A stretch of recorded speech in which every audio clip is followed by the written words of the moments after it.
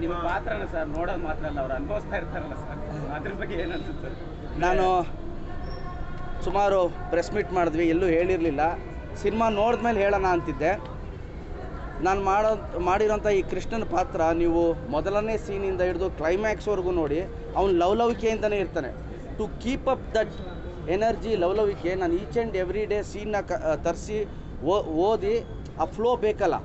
ಈಗ ಪ್ರೀತಿ ಆಯಿತು ಇಲ್ಲ ಬ್ರೇಕಪ್ ಆಯಿತು ಸೆಕೆಂಡ್ರಿ, ಒಂದು ಫ್ಲೋಲ್ಲಿ ಹೋಗಬೇಕಲ್ಲ. ಈ ಕೃಷ್ಣನ್ ಪಾತ್ರ ಪ್ರತಿ ಸೀನಲ್ಲೂ ಒಂದು ಲವಲ್ಲಿ ಇರ್ತಾನೆ.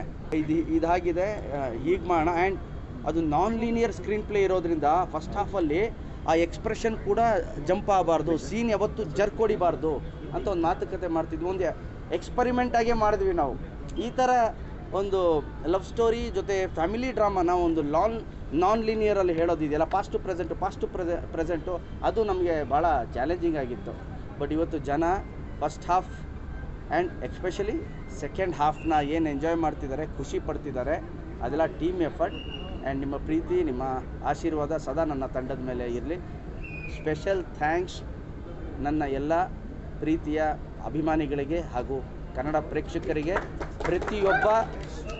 ಪ್ರತಿಯೊಬ್ಬ ಕನ್ನಡದ ಅಭಿಮಾನಿಗಳಿಗೆ ನನ್ನ ಸ್ಪೆಷಲ್ ಥ್ಯಾಂಕ್ಸ್ ಅಂತ ಹೇಳಿ. ಅಭಿಮಾನಿಗಳಂದಾಗ ಒಂದು ಪದ ನೆನಪಾಯ್ತು ಸರ್, ಆ್ಯಸ್ ಇಲ್ಲಿ ಬೆಳಕಿನ ಆಶ್ರಮದಲ್ಲಿ ಲವ್ ಮಾತ್ರ ರೀಬರ್ತ್ ಆಗಲಿಲ್ಲ, ಗಾಂಧಿನಗರದ ಥಿಯೇಟರ್ ಅಂಗಳಕ್ಕೆ ಪ್ರೇಕ್ಷಕರನ್ನು ಕೂಡ ಒಂದು ರೀಬರ್ತ್ ಥರ ಕರ್ಕೊಂಬರೋಂಥ ಪರಿಸ್ಥಿತಿ ಆಯಿತು ಅಂತ.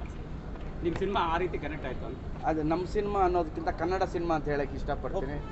ನಮ್ಮ ಸಿನಿಮಾ ಕನ್ನಡ ಸಿನಿಮಾ, ನಮ್ಮ ಕನ್ನಡ ಸಿನಿಮಾಗೆ ಜನ ಬಂದ್ರಲ್ಲ, ಅದು ನಮ್ಮೆಲ್ರಿಗೂ ಖುಷಿ. ಎಕ್ಸ್ಪೀರಿಯನ್ಸ್ಗೋಸ್ಕರನೇ ನಾವೆಲ್ಲ ಒದ್ದಾಡೋದು. ಈ ಎಕ್ಸ್ಪೀರಿಯನ್ಸು ಆ ಪ್ರೇಕ್ಷಕರ ಮಧ್ಯೆ ಕೂತು ನೋಡೋದು, ಅವರ ಖುಷಿ ಹೇಗಿರುತ್ತೆ. ಕೂತ್ಕೊಂಡು ಯಾವುದೇ ಆರ್ಟಿಸ್ಟು ಪಿಕ್ಚರ್ ಕೂತ್ಕೊಂಡು ನೋಡಬೇಕಾದ್ರೆ, ಪಿಕ್ಚರ್ ನೋಡ್ತಿರಲ್ಲ ನಾವು, ಅಕ್ಕಪಕ್ಕದಲ್ಲಿ ನೋಡ್ತಾ ಇರ್ತೀವಿ. ಇವ್ರ ಹತ್ರ ಇವ್ರು ನಕ್ಕಿದ್ರ, ಫೈಟ್ ಮಾಡಬೇಕಾದ್ರೆ ಚೇರ್ಗೆ ಹೊಡೆದ್ರ, ಇದನ್ನು ನೋಡ್ತಾ ಇರ್ತೀವಿ. ಇದೇ ಬೆಸ್ಟ್ ಎಕ್ಸ್ಪೀರಿಯನ್ಸು.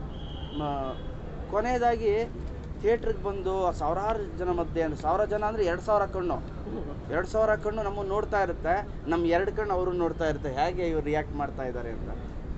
ಲೈಫಲ್ಲಿ ಒಂದು ಫುಲ್ ಹೌಸಲ್ಲಿ ಶಿಳ್ಳೆ ಚಪ್ಪಾಳೆ ಒಟ್ಟಿಗೆ ಕಲಾವಿದ ಕೂತ್ಕೊಂಡು ನೋಡೋದಿದೆಯಲ್ಲ, ಅದೇ ಒಂದು ಬೆಸ್ಟ್ ಎಕ್ಸ್ಪೀರಿಯನ್ಸ್.